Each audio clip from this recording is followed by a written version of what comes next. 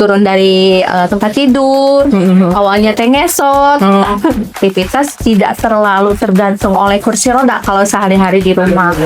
Kayak jemur di luar ini teh. Tinggi juga kadang orang lain teh, ini di mana jemurnya? Assalamualaikum warahmatullahi wabarakatuh. Bincang-bincang seru kita kali ini. Nah, untuk hari ini kebetulan kita ada tamu yang istimewa. Ini juga bagian dari kegiatan Mubadala Ghost to Community di Garut. Kita kedatangan Teh Hani. Halo. Halo. Ya, nanti kita akan kenalan sama Teh Hani. Teh Hani ini adalah teman difabel Daksa. Nanti Teh Hani akan banyak bercerita soal kegiatan sehari-harinya beliau. Jadi, tonton sampai selesai ya. Oke, Teh Hani, kita udah cerah banget ini merah putih. Udah matching. Iya, udah matching banget ya. Teh Hani sehat? Alhamdulillah sehat ya. Gimana Teh untuk kegiatan 2 hari ini? Alhamdulillah sih dengan selamat, walaupun harus banyak bantuan-bantuan gitu kan. Iya, Yang harus benar-benar maklum ya. benar-benar. Bisa dilalui. Oke, ya. Seperti yang teman-teman ketahui, Teh Hani saat ini menggunakan kursi roda ya. Nanti kita akan banyak cari tahu. Teh Hani juga sebelumnya boleh kenalan dulu, Teh. Boleh. Ya, Sama perkenalkan ya teman-teman buat followers. teman-teman semua. Nama saya Hani Hanifah. Saya mewakili saat ini dari lembaga disabilitas yang ada di Kabupaten Garut. Saya mewakili dari PPDI dan HWDI, Teh. Nah, PPDI itu apa, Teh? PPDI itu Perkumpulan Penyandang Disabilitas Indonesia. Kalau HWDI sendiri mungkin mencakup perempuan-perempuan yang ingin pemberdayaan perempuan mungkin ya. Jadi tersebut teh Himpunan Wanita Disabilitas Indonesia. Tapi itu 2 organisasi yang nyatu, maksudnya HWDI bagian dari PPDI atau beda? Beda. Oh, beda. Cuman kalau HWDI emang dikhususkan buat wanita, kalau PPDI umum ya? umum. Oke, baru tahu lah. Baru tahu ya teman-teman ya.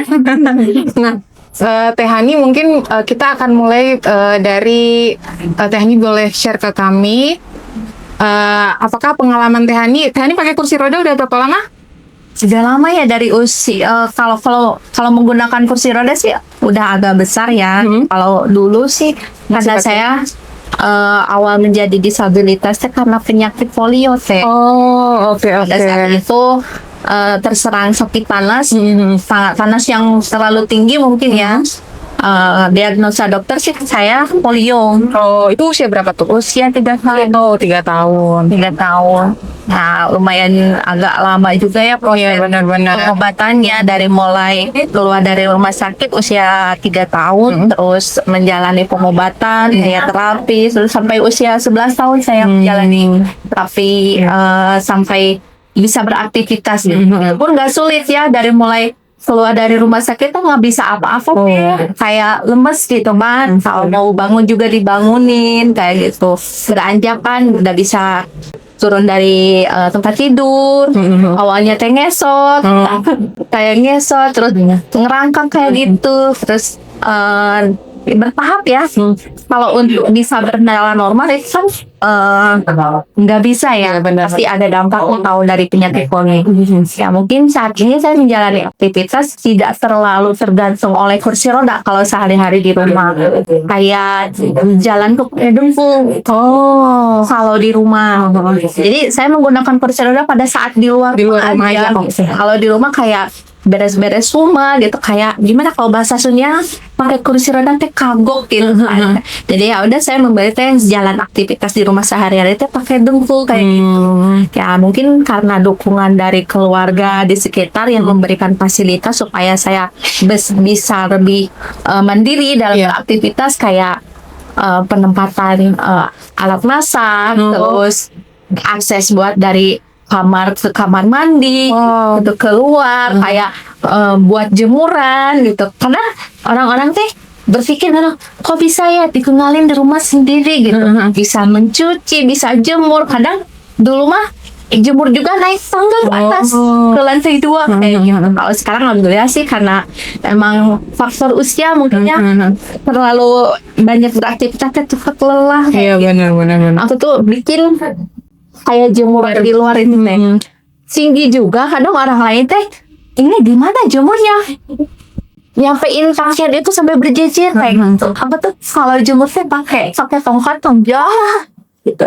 Tapi luar biasa loh, maksudnya aksesibilitas itu udah mulai dari rumah Tehani ya. Iya gitu, jadi ya karena cuma dari lingkungan sekitar terutama keluarga ya, jadi kan keluarga itu ketika ninggalin saya di rumah sendirian pun tanpa harus meninggalkan makanan atau apapun itu ya udah bebas aja sih, karena mereka yakin gitu saya tuh bisa gitu, kalaupun nggak ada bahan pangan pun saya tuh berpikir sekarang teknologi canggih ya. Benar-benar. Asal ada uang, ada uang, tinggal ngetik HP. Iya, datang gitu. Jadi kan kepercayaan dari keluarga sendiri teh untuk saya menjalani aktivitas mandiri itu udah full gitu, udah nggak diragukan lagi. Luar biasa banget ya. Berarti Tehani udah punya support system yang luar biasa. Iya. Baik dari keluarga, dari infrastruktur di rumah ya, mulai dari tempat cuci piring, buat masak, buat jemur, bahkan itu udah disetting sedemikian rupa supaya Tehani bisa tetap mandiri di rumah ya, tetap bisa ngapa-ngapain sendiri biar nggak bosan gitu ya. Tadi Tehani udah bercerita soal aksesibilitas yang dimulai dari rumah. Terus mungkin Tehani boleh sharing juga hambatan-hambatan yang saya temukan selama berkegiatan di luar. By the way, Teteh sering kan berkegiatan di luar ya? Sering banget, dan kayaknya luar biasa banget ya teman-teman ya. Nah, itu apa hambatan-hambatannya, Teh? Hambat-hambatannya sih mulanya sih yang kalau dulu kalau di dalam rumah sih keluar tuh udah full percaya.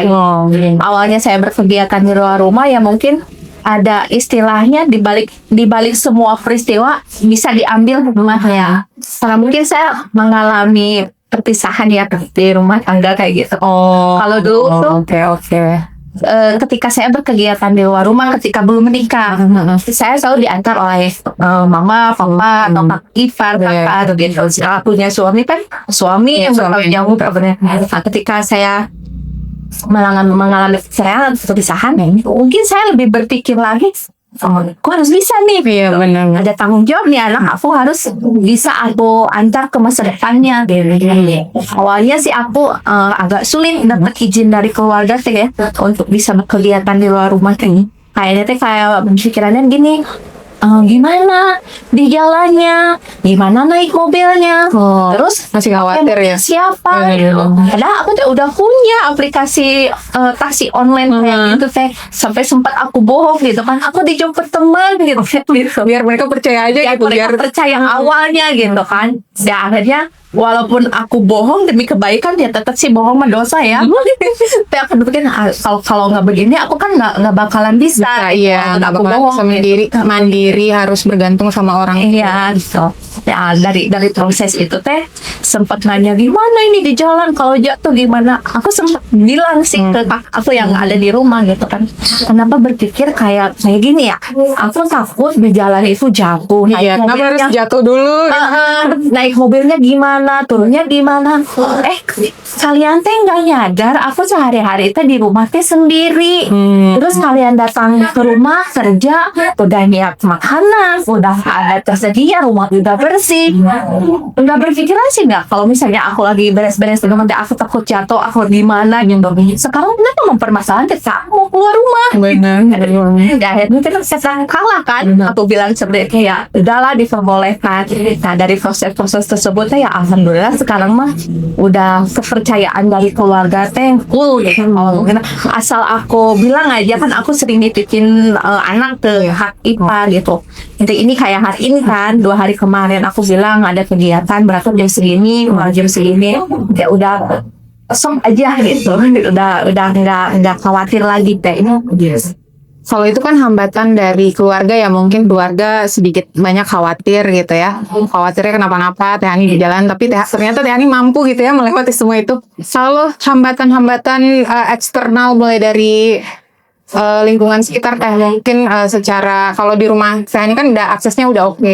Kalau untuk di luar gimana Tehani? Kebetulan kemarin aku lihat juga pengguna taksi online ya. Nah itu mungkin Tehani boleh bercerita gimana struggle-nya, terus kalau misalkan menemukan tempat kegiatan kan nggak semua aksesibel ya, apalagi kalau untuk lift itu kan mungkin hanya di gedung-gedung tertentu. Nah Tehani melewati hambatan itu gimana? Kalau saya sendiri sih kalau melewati kalau di rumah udah pasti ya. Kalau di jalan pas keluar dari rumah gang gitu kan, agak sulit sih ya, agak naik sedikit gitu. Oh, dia nanjak meskipun jalannya lurus gitu, tapi Kayak kan masuk gangnya rumah, kayak mau ke jalan raya nanti agak tinggi gitu kan. Tapi sempat ada kesulitan, tapi saya lalui, kayak ada pagar pembatas kan, aku naik tarik kayak gitu, bisa dilalui. Terus kayak kadang ngelihat kita butuh bantuannya, orang-orang tuh ada yang respon, bantu, ada yang ngediamin, ada yang hanya ngeliat gitu. Tapi alhamdulillah sih sejauh ini bisa dilalui. Kayak kalau aku mau naik taksi online kan itu kan dapat drivernya, kebanyakan sih alhamdulillah ngerti dengan keadaan aku, kayak respect nanti, gimana nih Bu, apa harus saya gendong atau gimana gitu kan.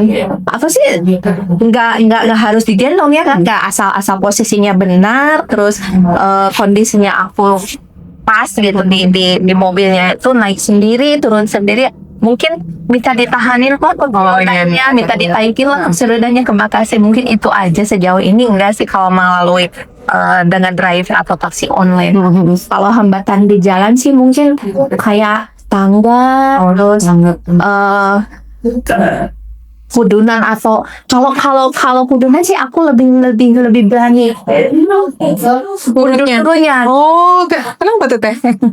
Saya lebih gampang. Benar-benar Kalau ya. misalnya justru aku lebih cenderung susah kan kalau tanjakan. Kalau tanjakan, kalau misalkan ada derajatnya yang bisa dilalui oleh kursi roda, itu seperti apa ketinggiannya gitu kan. Mungkin aku tuh lebih banyak kesulitan ketika ada jalan tangga atau tanjakan gitu. Kayak aku ngalamin suatu pengalaman, bisa cerita nih ya. Boleh. Aku tuh mengikuti kegiatan tuh di gedung pendopo ya, di gedung pendopo. Nah pas keluar di gedung pendopo itu kan ada akses buat disabilitasnya tuh yang kayak gitu. Aku nggak minta bantuan sama orang di sekitar. Cuman pas mau menuju ke jalan rayanya itu kan lumayan gitu kan.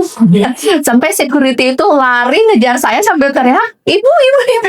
Padahal aku kan melewati itu sih, aku yakin karena aku bisa mampu gitu. Aku tuh melewati kalau jalannya kayak gini tuh lepas kendali aja, kursi roda lepas kayak gitu. Nah, kalau misalnya udah pas buat aku berhenti, aku rem.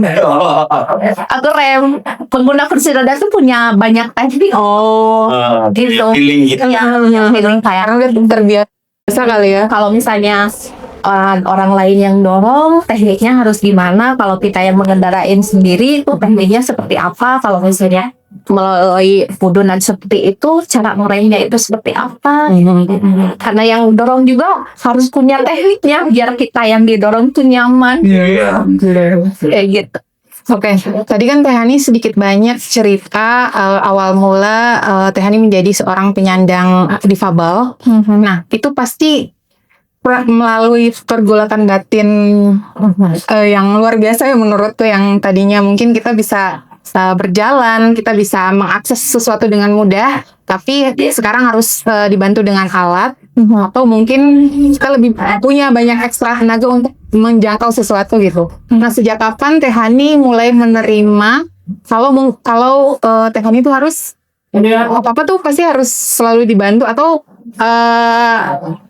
Teh Hani untuk mencapai sesuatu tuh mungkin tantangannya lebih berat gitu, lebih besar gitu? Kalau buat menerima sejak kapannya, mungkin karena dari Masih kecil ya. Oh iya. Jadi udah lebih welcome aja buat diri sendiri, kayak Beda sama orang yang difabelnya pas dia dewasa ya, mungkin dia gitu. tantangan ininya emosionalnya akan lebih. Iya gitu. Kalau aku kan berusia 3 tahun, dia udah terbiasa dengan kondisi seperti ini. Bahkan keluarga aku sendiri pun berstereotip kayak yang gak punya keluarga yang disabilitas. Karena udah saking terbiasanya nggak, Iya. maksudnya udah ngelewatinya dari kecil sih ya. Jadi keluarga juga udah aware, udah terbiasa, udah nggak merasa itu beban gitu ya. Nah mungkin hambatan yang dirasakan Teh Hani secara dukungan support system dari keluarga akan berbeda kalau di teman-teman yang mungkin difabelnya ketika dia dewasa gitu. Oke. Nah, sedikit harapan Teh Hani setelah untuk mewakili teman-teman difabel di luar sana. Apa yang Teteh harapkan mulai dari segi lingkungan, dukungan sosial, entah atau dari keluarga, apa yang Teh Hani mau bilang? Ya buat motivasi dan harapan saya juga ya buat kedepannya. Kalau harapan saya mudah-mudahan saya juga bisa lebih baik lagi ke depannya, untuk kegiatan juga bisa lebih support lagi buat apa ya, karir mungkin ya. Ingin juga saya seperti orang lain walaupun bukan ibu-ibu kantor atau gimana gitu. Yang penting saya bisa memberikan kegiatan yang pas lah, di jalan yang benar gitu, yang enggak dalam tanda kutip gitu kan. Mudah-mudahan, dan selama ini yang aku udah bisa buktiin ya, bukan hanya ke keluarga, di lingkungan sekitar, ke orang-orang juga gitu, bahwa aku tuh bisa dan mampu. Dan harapan aku mungkin kedepannya aku bisa lebih baik lagi dari sekarang. Motivasi buat teman-teman, jangan jadi hambatan kekurangan dalam diri kita. Carilah potensi apa sih yang ada dalam diri kita yang bisa ditampilkan, yang bisa ditunjukkan bahwa kita mampu. Kalau secara aksesibilitas Teh, secara infrastruktur, lingkungan, misal jalan atau ganggang yang belum support, kayak tadi Teh Hani secara sedikit cerita, jalannya sedikit nanjak, ternyata ya emang itu butuh gagang gitu ya. Aku juga baru ngeh loh. Iya. Nah itu mungkin bisa jadi masukan juga ya buat pemerintah yang punya kebijakan. Mungkin kalau di ganggang sedikit diperhatikan, dikasih gang gitu ya, itu sedikit memudahkan teman-teman pengguna kursi roda. Dan mungkin untuk di gedung-gedung yang tinggi ya Teh, iya, jangan cuma bangun gedungnya yang tinggi, tapi harus perhatikan ada liftnya. Untuk kamar mandi gimana Teh? Kalau untuk juga. kamar mandi, Kamar mandi umum gitu, Garut ya mungkin kalau di mall udah ada ya, kayak di mall di Garut udah ada aksesibilitas kayak kamar mandi buat pengguna kursi roda. Ya, cuman yang di Garut saya tempat ibadah mungkin ya, yang kurang bisa akses gitu. Kayak saya aja, kita kan kalau misalnya ngikut kegiatan lebih cenderung kalau sholatnya jamaah aja deh gitu. Karena ngelihat ininya kayak tempat wudhunya ada banget, banget juga. Terus itu Teh, kadang di beberapa masjid mereka kayak skeptis gitu loh sama kursi roda, kayak jangan rodanya kotor gitu nggak sih Teh? Iya kan? Ada beberapa yang seperti itu, tapi kalau untuk saya sering sih ya ngajak main anak saya kayak di mall di Garut ada 2 mall ya, ada di Ciplus, ada di City Mall gitu kan. Alhamdulillah sih obatnya baik teh, lama gitu. Kayak aku sih berusaha buat turun, aku nggak tergantung sama kursi roda. Gue kan ada tulisan batas suci kayak gitu kan. Ya kan dari jalan ya kursi roda kayak gitu. Aku turun aja nggak apa-apa gitu. Kayak si obesnya tuh nggak apa-apa bu, pakai aja sampai dalam. Saya saya bersihin bekasnya. Wow, bagus tuh, keren. Oke teman-teman, sekian pembahasan kita yang seru banget. Itulah pengalaman Teh Hani sebagai seorang difabel di Garut. Teh Hani juga adalah aktivis difabel di Garut. Harapannya mungkin setelah testimoni yang Teh Hani berikan bisa menjadi manfaat untuk kita semua, terutama semoga ini jadi langkah untuk memberikan kesadaran ke teman-teman Salingers, atau kita semua butuh untuk terus berisik soal isu difabel, karena secara aksesibilitas ternyata itu belum sepenuhnya mendukung hak-hak penyandang disabilitas. Itu saja dari saya. Kurang lebihnya mohon maaf ya teman-teman. Aku pamit, Teh Hani juga. Dadah. Assalamualaikum warahmatullahi wabarakatuh.